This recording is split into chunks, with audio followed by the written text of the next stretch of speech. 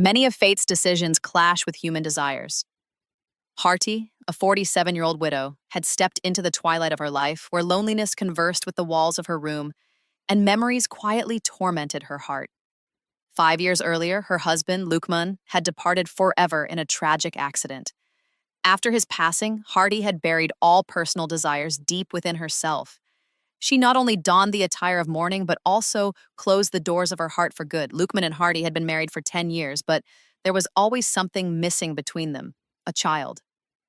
When all medical efforts failed, one day Lukman sat beside Harty and gently said, "Should we adopt an orphan? Perhaps the prayers of an innocent child will bring the peace to our hearts that we have sought for years." After a moment's hesitation, Harty agreed, knowing that this decision would not only be for their sake, but could also become a blessing for a little soul abandoned by life. After a month of searching and running about, they arrived at a nearby orphanage. Among dozens of children, there was a little boy about 2 years old sitting apart from the others, silent, with deep, soulful eyes. Harty could read the sorrow etched across his young face. His name was Anga. After gazing at him for a few moments, Harty instinctively grasped Lukman's hand and whispered, "He's the one, our son." Anga's life changed forever. He was no longer alone. He now had a mother, a father, and a home where love, prayer, and sincerity sheltered him. Harty never allowed Anga to feel that he was not her biological son. She sacrificed for him, fulfilled his every wish, showered him with love, nurtured him, and educated him. Time, like wings fitted to a bird, carried him swiftly to the threshold of youth. Anga grew into a handsome young man, a graceful blend of dignity and gentleness. Girls were drawn to him, but he always remained close to his mother. Harty often gazed at him with a silent yearning, then quickly looked away. She herself didn't know exactly when Anga had ceased to exist solely as a son in her heart. Perhaps that realization dawned the day Anga graduated from high school and entered university. Now he became even busier, spending more time with friends and less with his mother. Harty was both surprised and pained by this change. Often at night, she would sit looking through his childhood photographs, thinking silently, "Am I truly only his mother?" One night, as usual, Anga came into her room to bid her good night. He did this every night, kissed her forehead gently and said good night. But that night, something different happened. Instead of kissing her forehead, he lightly kissed her lips and softly said, "Good night, Mom." Harty froze. Her breath caught, her heart pounded violently, and thousands of questions rushed through her mind. Was it just a mistake? Or was there something else growing in his heart, too? Something that had long been growing secretly in mine? She stayed awake all night, trying in vain to suppress the rising tide within her. The next morning, Anga had breakfast as usual and left for university. Harty spent the entire day thinking of him. That moment replayed in her mind again and again. She couldn't even meet her own gaze in the mirror. That evening, she pulled out her old diary. Every page spoke of Lukman, but today her fingers came to rest on a blank page. And on it she wrote, "Love is not what we choose. Love is what takes birth in the heart without permission. And if that love blossoms for someone we once called our son, does it become a sin?" This question tore at her heart. She couldn't understand whether what she was feeling was merely the echo of loneliness or a deeply buried truth rising to the surface. She tried desperately to hide these feelings from Anga, but how long can the heart's secrets truly remain hidden? Caught in the same confusion and turmoil, one day Harty decided that she would tell Anga the truth, that he was not her biological son. She had no idea how this revelation would unfold, but she felt that maybe the light of truth could pierce through the fog clouding her heart. The shadows of evening seemed to descend heavily upon her soul. In the last rays of sunlight streaming through the window, Harty's face looked somber. In her hands was a cup of tea, long since gone cold, but her mind was elsewhere, lost in the storm brewing inside her day after day. It had been several days since that night when Anga, while saying goodnight, had left a silent kiss on her lips. That moment seemed etched into Harty's memory. She wanted to forget everything, but her heart kept replaying that scene over and over. She felt shame, fear, and astonishment at her own emotions. Yet she could not deny that Anga was no longer just a son to her. In this restless state, she made a decision. Maybe confronting the truth would finally untangle this web. She told herself, "I will tell him that he is not my biological son. Maybe then he will understand that between us exists a bond of nurture, not of blood. The next morning, while Anga was having breakfast, Harti sat across from him and softly said, Anga, I need to tell you something. Something very important. Anga smiled warmly at his mother. Yes, Mom? Harti took a deep breath, lowered her gaze, and said, You are not my biological son, dear. Your father and I adopted you from an orphanage when you were just 2 years old. Silence fell across the room. The spoon slipped from Anga's hand. His eyes filled with a mixture of shock, confusion, and sadness. For a moment he could not speak. Then, quietly, he asked, Why are you telling me this now, Mom? Tears welled up in Harti's eyes. Because you have grown up now and you deserve to know the truth. I never once thought of you as anything less than my son. You are my breath, my prayer. Anga reached out and held his mother's hands tightly. Mom, you are my true mother. The one who gave me love, who stayed up at night to care for my fever. She is my real mother. Blood ties mean nothing to me. Tears streamed down Harti's face. A sense of peace washed over her heart. Yet unknown to her, this truth had also stirred something inside Anga. Something hidden. After the revelation, Anga became even closer to Harti. He cared for her every moment, listened attentively to her words, stayed close to her side. But along with this closeness, a new feeling began to take root in his heart. Love. A love that was not ordinary. Anga himself was confused by this feeling. What is this emotion? Is it wrong to love the woman who raised me? But now that he knew there was no blood relation, his heart began to rebel. On the other side, a strange transformation was taking place within Harti as well. She began to feel that whenever Anga looked at her with love-filled eyes, her own heart would lose its composure. One day, standing before the mirror, she whispered to herself, Is this truly love? Or have I simply been led astray by loneliness? Days began to pass in this silent struggle. One day, Anga's girlfriend, Amal, came to visit Harti. Her face was downcast, and her eyes filled with anxiety. She said to Harti, Auntie, Anga has changed so much. He stays distant from me now, as if he has removed me from his heart. Startled, Harti asked, Have you talked to him about it? Wiping away her tears, Amal replied, I asked him. And he said that someone else has taken a place in his heart. But he won't tell me who. Hearing this, Harti felt as if her heart had stopped. For a moment, it seemed to her that maybe Anga's heart carried the same feelings she harbored within herself. That night, she was restless. Eventually, she decided that the time had come. She had to confront Anga and seek the truth. There was only one way out of this maze of emotions, a direct confrontation. When Anga returned home late that evening, he looked exhausted. Harti stopped him and said, Son, I need to ask you something. Please tell me the truth. Do you love someone? Anga quietly looked at his mother, then spoke softly, Yes, Mom. But she's not just any girl. She is the piece of my heart, the center of my world. Steadying herself, Harti asked, Can I know her name? Lowering his gaze, Anga said, It's you, Mom. Harti froze. Her heart seemed to forget how to beat for a moment, and then began pounding fiercely. Her eyes filled with tears, and only one sentence found its way to her lips. Anga, this is wrong. In Harti's ears, Anga's whisper echoed, It's you, Mom. Those few words rose like a storm within the deepest chambers of her heart. It was as if the air in the room had frozen. The ground beneath her feet had vanished. She stood utterly still, her face pale, her eyes drowning in shock. When Anga saw that she wasn't responding, he stepped a little closer and said softly, I know this must be unbelievable for you. Perhaps even unacceptable. But I couldn't lie to myself any longer. I tried so hard to kill this feeling, to convince myself it was wrong. But the heart does not listen, Mom. Hardy tried to gather herself, lowered her eyes, and sat down on the sofa. Her hands were trembling, her heartbeat raced uncontrollably. A few moments passed in heavy silence. Then, in a voice as soft as if touching a dream, she asked, "Since when, Anga? Since when have you felt this way?" Anga pulled a chair closer and sat before her, answering, "It's been many months now, maybe from the day you told me I wasn't your biological son. Something changed that day.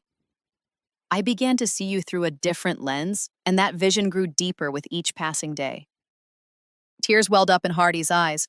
She knew he wasn't lying. His voice, his trembling tone, his gaze, all spoke the undeniable truth. But towering questions and waves of guilt rose inside her heart. Was it something I lacked? Was there something missing in me that made you feel this way toward me? She asked, wiping her tears. No, Anga said immediately, but you did everything for me. You were my mother, my friend, my shelter. But when I realized we had no blood bond, I understood you weren't just a mother to me. You became the woman I fell in love with. Harty's heart began to shatter into pieces. She had clung to her loneliness for years. Raising Anga had been her only purpose. But now that very purpose was clashing violently with her emotions. "Anga," she whispered, "do you realize how much confusion you've placed in my heart? You are my life. I dedicated every moment to you. And now you look at me with eyes I can't comprehend." Anga took her hand. In his touch was an intensity that spilled beyond words. "You don't have to understand, Mom. Just listen to your heart once. I don't know how the world would see this, but for me, this is everything." Harty gently pulled her hand away. She stood up and began pacing the room as if trying to ease the storm of her thoughts through movement. All of this is wrong, Anga," her voice cracked. "I am so much older than you. I may not have nursed you, but I raised you with my own hands. I have cradled you to sleep, spent sleepless nights by your side through fevers. You are my child, Anga." Tears welled up in Anga's eyes. He said, "If I were your biological son, then these feelings would be wrong. But after you told me the truth, after you revealed that there was no blood tie between us, my heart began to see our bond differently." Harty could no longer hold back her tears. She sat down on the sofa and broke down in sobs. Inside her, a fierce battle was raging. Between love and duty, between emotions and responsibility, between being a woman and being a mother. And it was a war that had no easy victory. Anga came closer, knelt before her, and gently wiped her tears. "Mom, don't say anything. I know this isn't easy, but I will fight for you. I will prove that my feelings are pure, that I will never tarnish your honor." Harty looked at him through tear-filled eyes and said, This cannot happen now, Anga. I can't even explain it to myself. How can I explain it to you? I need time to fight with myself, to accept myself." Anga nodded solemnly. "Take as much time as you need. Just don't push me away, because I can't leave you." That night, Harty lost all sleep.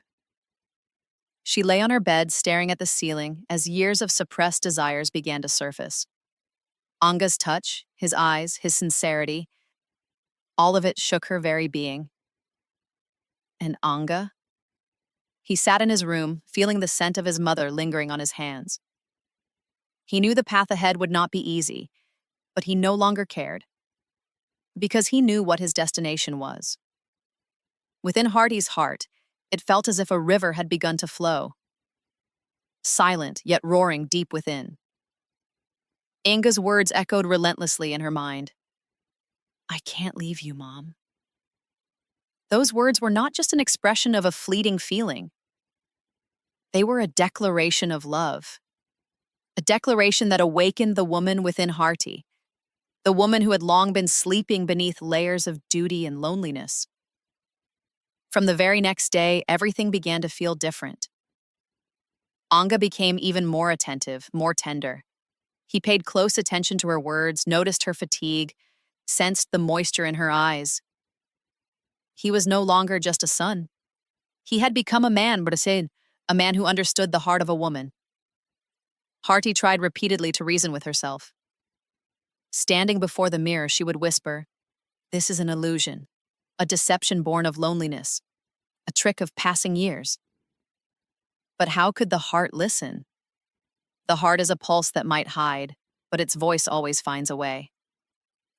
At night, when Anga would finish studying and say goodnight, Harty's world would light up inside her. His tone, the steadiness in his gaze, everything had changed. He was no longer a boy. He had become a man whose touch was now something Harty's soul yearned for. One evening, when the weather was cold and light rain was falling, Harty was in the kitchen making tea when suddenly the power went out. The house plunged into darkness.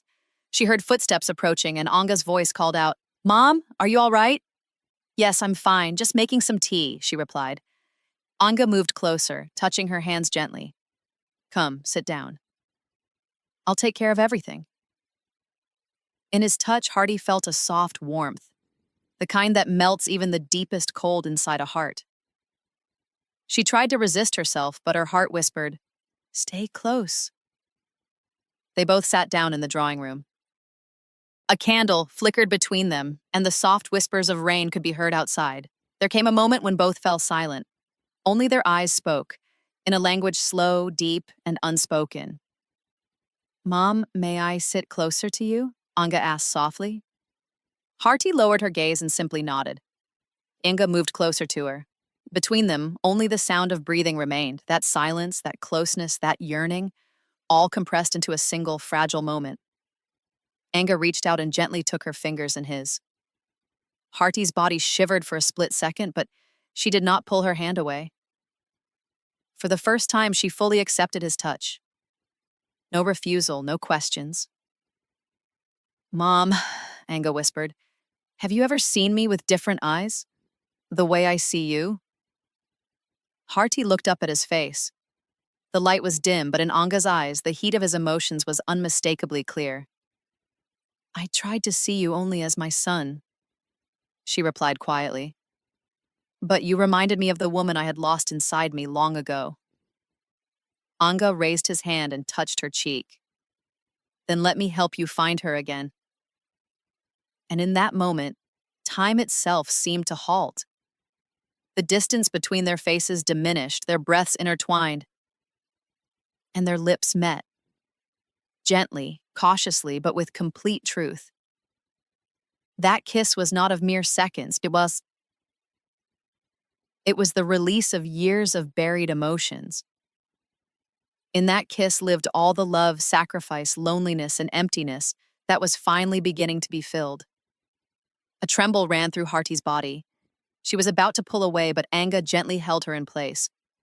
Resting his head on her shoulder, he whispered, "You are everything to me. There are no limits, no names that matter anymore." Tears streamed down Harty's face. She stood up, composed herself, and spoke softly. "Give me time, Anga. What we are doing will not only affect today, it will affect tomorrow as well." Anga lowered his head. "I will wait for your answer, even if it takes a lifetime." That night said what words could never fully express. A truth neither could ever share with the world, but one that had taken root in both their hearts forever. There's a certain dampness in the air after the rain. Walls and doors absorb the scent of wet earth, and hidden memories stir inside hearts. On such a day, Harty returned home from work feeling strange, neither peaceful nor restless, but consumed by a vague emptiness. Anga wasn't home. He had joined a new theater workshop at the university and often stayed late. But today, when Harty opened his room, she saw something that took her breath away. At the corner of his bed lay a script, an outline for a play, telling the story of a complicated love between a mother and a son. The words were raw, sincere, and overflowing with emotion. Sometimes love is not the kind that lives in the open. but the kind that breathes silently in the chambers of the heart, waiting for someone to see it, to touch it, to accept it. Hardy's hands trembled. She understood immediately this was no fiction. It was Anga's heart laid bare, his confession woven into a story. And now it struck her heart like a hammer. Anga had not only confessed his feelings, he had begun to declare them openly in a creative yet unmistakably clear way. That evening, when Anga returned, Hardy said nothing. She remained silent, but inside her entire being was quivering. Even during dinner, silence hung heavily between them. Finally, when they both sat down on the sofa, Anga asked gently, "Mom, is something wrong? You've been very quiet." Hardy thought for a moment, then spoke softly. "This play you've written, is it just imagination or something more?" Anga froze. He knew now there was no more hiding. He answered quietly, "It's the voice of my heart, Mom. I wrote what I feel every day. And if this scene is performed on stage, if everyone sees it and hears it, will you feel no shame?" Hardy's tone wasn't harsh, just filled with turmoil. "No, Mom, because my love is not a crime. I have never loved you in secret. My desire is pure, my feelings are clear." That night was new for both of them. But something else new happened after it. The next day, one of Hardy's old colleagues from university, Arif, came to her office. He had moved abroad years ago and had just returned. As soon as he saw Hardy, a smile lit up his face. "You still look the same, like nothing has changed," Arif said warmly. Hardy returned a polite smile, but deep inside, a slight shiver ran through her. After so many years, she once again felt the gaze of a man, a gaze that reminded a woman of her very existence. In the course of conversation, Arif mentioned that he had come back permanently, and, if Hardy ever had time, he would like to meet for coffee someday. Hardy said nothing, merely nodded. That night, when Anga returned home for the first time, Hardy kept her distance. She busied herself in the kitchen, not even glancing at him. Surprised, Anga asked, "Mom, is everything all right?" "Yes, everything's fine," Hardy replied in a flat tone. But Anga could sense it. Something had changed. The air, once warm, now felt slightly tense. The next day, when Anga opened the front door, he was shocked. Arif was sitting on the sofa having coffee with Hardy, their conversation light and casual. A sharp sting pierced Anga's heart. A subtle jealousy began to smolder within him. He stayed silent, but Hardy saw it all. Everything Anga couldn't say was clear in his eyes. That very night, Anga came into her room and asked, "Are you losing me, Mom?" Hardy looked up at him. For a moment, silence hung heavy between them. Then she said, "I am trying to find myself again, Anga, and maybe this journey would be better if I walked it without holding your hand." Hearing this, it felt like Anga's heart shattered. He quietly closed the door and went back to his room. But the war within him now raged fiercer than ever. Love was now knocking at the door of truth. And that door was just about to open. For the first time, jealousy flickered in Anga's eyes. A jealousy that could not be hidden, no matter how much he tried. Since the moment he had seen Arif sitting close to Hardy, an empty hollow had formed inside him. The tenderness he now saw on his mother's face for Arif, that was the same tenderness Anga had yearned for all these years. And now it seemed to belong to someone else. That night, as Arif stayed late under the pretense of having more tea, Anga sat alone in his room, lost in memories, his mother's first smile, the first kiss, the silent moments that had once spoken volumes. It all felt as if it were slipping away from him. His fists clenched repeatedly as though he were fighting a battle. But this was not a battle of the outside world. It was an inner war, a fire that doesn't just burn the one who sees it, but also destroys the one who carries it. The next day, as Hardy returned from work, she found Anga in the kitchen holding 2 cups of tea, but his face held a strange, somber seriousness. "Mom, I made this for you," he said. "Will you sit with me for a while?" Hardy was taken aback, then smiled gently and said, "Yes, why not?" They both sat down on the sofa. The steam rose from the tea, but something else hung heavier in the air. Something unspoken, something unseen. Mom, are you happy? Anga asked. Harty blinked, setting her cup down. What do you mean? I mean, you seem happy when that man comes. Arif, your smile changes. Your whole demeanor softens. Everything that used to be reserved for me now belongs to him. Harty remained silent. She didn't respond. Anga took a long breath. You know what hurts me the most?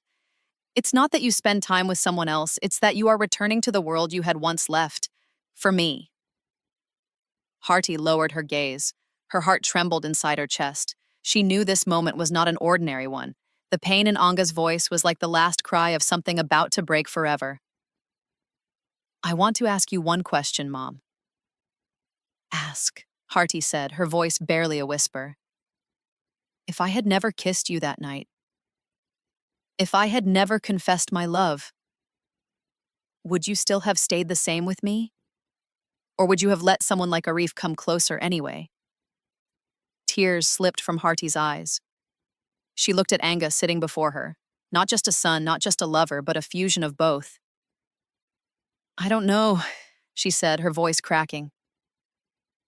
Maybe I would have never even acknowledged myself as a woman, if you hadn't given me that moment. You woke me up, Anga. You unlocked a door inside me that had been locked for years. Anga leaned forward and took her hand. Then why are you pushing me away? Why do you laugh with someone else? Why do you exile me even while I'm still sitting beside you? Because I don't want to lose you, Harty's voice was trembling. I want that if someday you come back to me, you should feel proud of me. Not feel as if I trapped you. Anga kissed her hand desperately. Mom, this isn't about being trapped. It's a decision. Either you'll be mine, or I'll walk away forever. Those words fell like lightning. Harty's entire being shook. What kind of ultimatum is this, Anga? It's not an ultimatum, Mom. It's the truth. I can't live without you. And seeing someone else beside you, but it would be worse than death for me. Harty pulled Anga into an embrace. Running her fingers through his hair, she whispered, I raised you, nurtured you, dried my blood for you. And now your pain lives inside me. How can I let you go? They both fell silent. Only the sound of their heartbeats filled the room. That night, when the house was cloaked in silence, Anga quietly entered Harty's room. She was awake but silent. Are you sleeping, Mom? No, there's no sleep. Anga came closer, sat beside her, and gazed at her face. Then he whispered, I can't share you with anyone. Even if you refuse me, hide from me, I am here. And I will always be here. Harty turned her face away, but Anga gently lifted her chin and brought her gaze back to him. I've made my decision.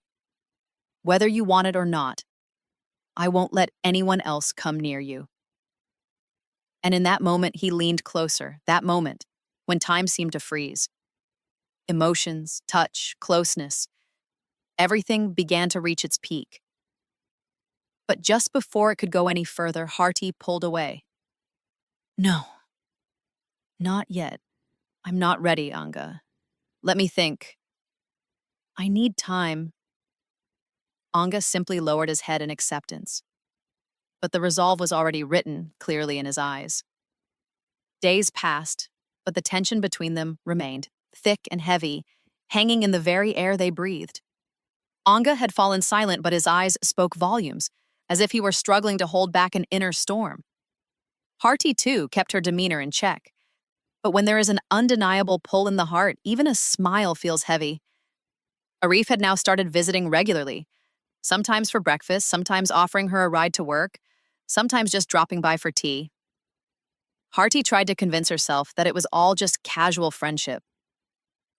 But deep inside, she knew Arif's gaze was no longer that of a mere friend. One day, when Harty returned from work, Arif told her he had a surprise for her. The next evening, he invited her to an upscale restaurant in the city, a moment he had been waiting for. It was a beautiful night, a gentle chill in the air, soft lighting, and a romantic fragrance lingering all around. After a while, Arif pulled out a small velvet box and placed it on the table. "What's this, Arif?" Harti asked with a faint smile, though her heart was pounding fast. Taking a deep breath, Arif said, "Harti, we are both at a point in life where loneliness has become a habit. But I don't want you to spend the rest of your life alone. I want you to be a part of my life. Forever." He opened the box. Inside, a simple yet beautiful ring sparkled. Harti's hands trembled. She couldn't speak. Inside her, a storm had erupted. Emotions, regrets, promises, feelings, all seizing her heart at once. And at that very moment, as if fate had another plan, Anga arrived. He hadn't come by accident. He had followed Arif, suspecting something significant was about to happen. The moment he entered the restaurant, his eyes locked directly onto the table where Harti and Arif were seated. Anga's face turned pale instantly. He strode quickly toward them. "What's going on here?" he said in a hard voice. Arif looked up in surprise, then composed himself and said, "Son, you're here?" "Don't call me son," Anga snapped. "And that box you opened. Do you think everything will just happen smoothly?" Harti tried to intervene. "Anga, please. This isn't your place." "No, Mom." Anga's voice grew louder. "If this isn't my place, then whose are you? Was all that we felt just a lie? You promised that if I ever came back, I wouldn't return empty-handed. Where is that promise now?" All the restaurant patrons had turned to stare. This was no longer a private moment. It had become a public spectacle. Arif stood up from his chair and said, "Harti, if there is still confusion in your life, then maybe I came too soon. Forgive me." He closed the box, turned quietly, and left. Harti was left in shock. The sight of Anga's face, Arif's shame, and the whispers around them. Everything blurred before her. She tried to speak, but her voice caught in her throat. The drive home was silent. Only the hum of the car filled the space between them. As soon as they stepped inside, Anga said, "Mom, maybe I crossed a line today, but my heart forced me. I cannot lose you." Harti looked at him, tears in her eyes, exhaustion on her face. "You have humiliated me, Anga," she whispered. "I saw my love dying, Mom. I couldn't see anything else." That night passed in utter silence. But the next morning brought a new turning point. Harti knocked on Anga's door. "I've thought about it, Anga. Thought a lot. I don't want to lose you. But there's one condition." "What condition, Mom?" Anga asked. "You must now show me the strength to make me your wife. No half relationships, no hidden truths anymore." "You must marry me, honorably," Harti said. "Only then can we move forward." A light sparked in Anga's eyes. He understood now. This love could no longer be hidden. It was time for a new journey. Hearing Harti's condition, it felt as if Anga had drawn a new breath. Her condition was not just a demand, it was a declaration. A woman's declaration. That if there was to be a bond, it must be through honor, openly, without shame or fear. Anga took her hand and looked into her eyes. "I am ready, Mom." "No. Harti? My future wife." Tears welled up in Harti's eyes. Years of silence, years of living only as a mother, seemed now ready to be broken. But she knew this journey would not be easy. Society is like a mirror. It praises only until the reflection is acceptable. The moment the reflection shifts, the same mirror turns into a stone. The very next day, Anga took leave from university and began preparations for the marriage. He bought a simple white dress for Harti and a modest ring, his choice, humble but sincere. He wanted the marriage to be simple yet complete, legal, halal, and above all, real. But Harti's heart was still not light. Inside her, a battle raged. Did I raise Anga only for this day? Is this love that of a mother, or that of a woman? And there were the prying eyes of the neighbors, who who had already begun questioning, why did Anga still live with Hardy? Why were they so close? And now, if this turned into reality, what then? Harty met with her old friend Nazia, one of the few who truly knew her silent struggles. "Have you gone mad, Harty?" Nazia exclaimed. "You're going to marry the boy you raised. People will call you sinful, wicked, all sorts of terrible names." Harty simply smiled and replied, "I didn't stop people when I became a widow. I didn't stop them when I raised Anga alone, so why should I seek their approval now?" Nazia fell silent. In Harty's eyes, she saw a strength that was no longer that of a mother, but of a woman who no longer wished to hide her love, but to embrace it. The wedding was scheduled for 2 weeks later. No guests, no celebrations, just a cleric, 2 witnesses, and 2 hearts that had long since known each other's unspoken truths. But Anga feared one thing: Arif. He knew that a man like Arif would not give up quietly. And he was right. 2 days before the wedding, Arif showed up at Harty's office. His face was stern, his hands holding some documents. "Harty, are you really marrying Anga?" he asked directly. Harty, her voice firm, replied, "Yes, I am." Arif placed some papers on the table. "These are the adoption papers from the orphanage. You legally adopted Anga. He is, in the eyes of the law, your son. If this marriage happens, it won't be recognized. It could even be punished." Harty's breath caught. She had forgotten this angle. She had always listened to her heart, Atsa, never truly considering the depth of legalities. After Arif left, the evening became excruciating for Anga. When he heard the news, his face turned numb. "So, does this mean everything is over, Mom?" "No, Anga. We'll find a way," she replied. The next night, they consulted a lawyer. The lawyer explained, if the adoption could be officially annulled, if Harty could legally prove that they were no longer mother and son, then they could marry, but it would take time and bring scandal. "Then let there be scandal," Anga cried out. "Should the truth be buried just because the world would disapprove?" Harty remained silent. Pain filled her eyes, but her resolve began to grow. That night, they made a decision. "We will marry, no matter what the world says. We won't run, we won't hide. We will walk forward, hand in hand." Harty nodded in agreement. She knew now that no, there was no turning back. 2 weeks passed, but Harty still found no sleep. Her heart still echoed with Anga's touch, his promises, his unwavering love. But as the days dragged on, her mind too began to awaken. And it awakened most sharply on the day Arif returned, placing before her a question she had long buried: law, religion, and nature. Arif set the papers down and spoke gently. "Harty, I am not angry with you. I'm worried. Anga may not be your biological son, but you raised him. You are his mother, and in Islam, a son cannot marry his mother, no matter what." Tears streamed down Harty's face. She knew Arif was right. The heart might be filled with emotion, but in the law of God, a mother remains a mother, whether by blood or by upbringing. That very night, she called Anga into the room. He came in quietly, his face weary, his eyes heavy with expectation. "Sit down, Anga. I need to talk to you about something very important."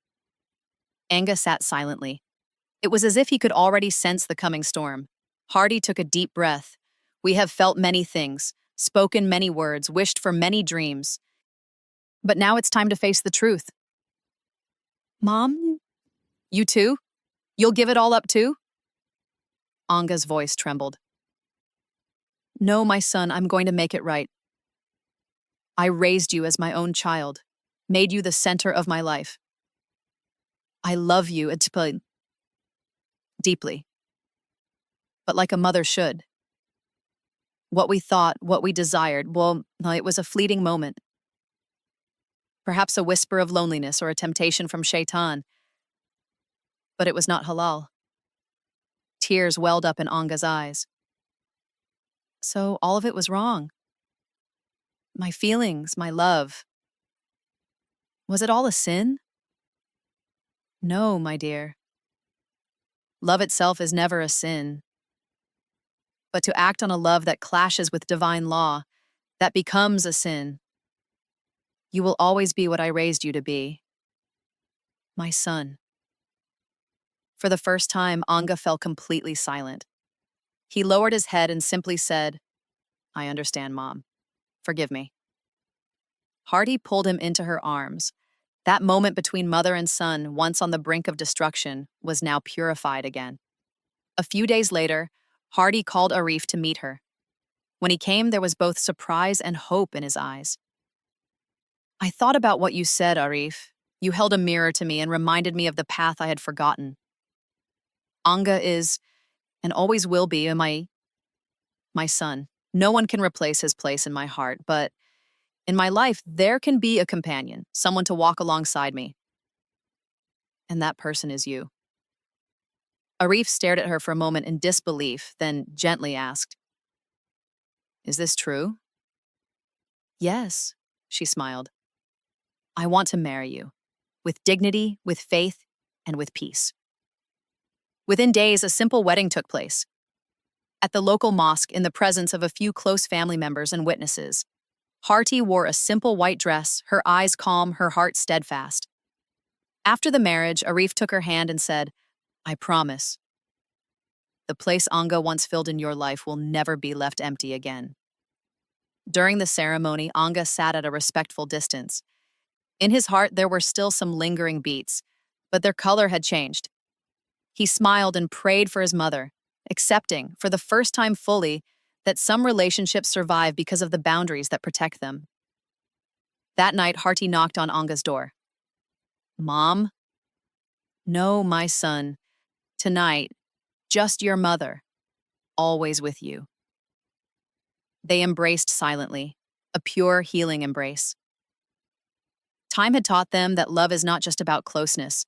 It is a journey of sacrifice, wisdom, and purity. Life changed after the marriage, but along with change came a strange, peaceful comfort. Harty, who had carried the burden of loneliness for years, had now opened a new chapter with Arif, a man of simplicity and deep affection. He never tried to reopen old wounds. He understood her, listened to her, and loved her exactly as she was, quiet, strong, and soft-hearted. Anga, too, had matured. He immersed himself in university, in theater, art, and writing, pursuits that gently led him away from his lost love and toward the truths of life. Now the relationship between mother and son was reborn, clear, sacred, and based entirely on respect. They were close again, but this time with respect inside their hearts, not confusion. One evening, Hardy sat in the courtyard with Arif sipping tea. Birds flew home to their nests, and the coolness of the evening surrounded them. I've been thinking, Hardy said. What about? Arif asked gently. That life is never a straight line. We fall, we change paths, we forget some things, we find others. And in the end, only the truth remains. Arif smiled and squeezed her hand. And the truth is, you are no longer alone. From his window, Anga watched them quietly. He still remembered the days when he had been the sole center of his mother's world, but he had changed now. He had learned that love does not always mean possession. True love means wanting what's best for the other, even if that means letting them go. A few days later, Anga came to his mother, carrying a wooden picture frame. It showed a mother lovingly embracing her son. What's this, my dear? Harty asked. This is our story, Mom. A story that was crooked at first, but eventually found its way straight. Tears filled Harty's eyes. She placed her hand over Anga's head and said, You will always be what I once prayed to Allah for, my greatest blessing, my toughest trial, and now, my greatest comfort. Anga embraced his mother. This time there was no yearning in the touch, no turmoil, only peace. The scent of his mother, the softness of her heart, the warmth of her prayers, all enveloped him. Arif stood quietly at the door, smiling. He watched as a bond that had once nearly been shattered was now a beacon of peace. That night, after everyone had gone to bed, Anga opened his diary and wrote, It was love, but the kind of love Allah did not preserve. So it had to shatter. We wished for it, but we saved ourselves instead. Today I am simply my mother's son, and she is the wife of a man who can give her the honor I never could. When love is true, it finally bows in submission to Allah, and a prayer is never rejected. He closed the diary. Beyond the window, the moon shone bright across the sky, and in its silver light, a silent prayer soared upward. Oh Allah, thank you for bringing us back from misguidance into your light. This love has now become a prayer, and a prayer is never turned away.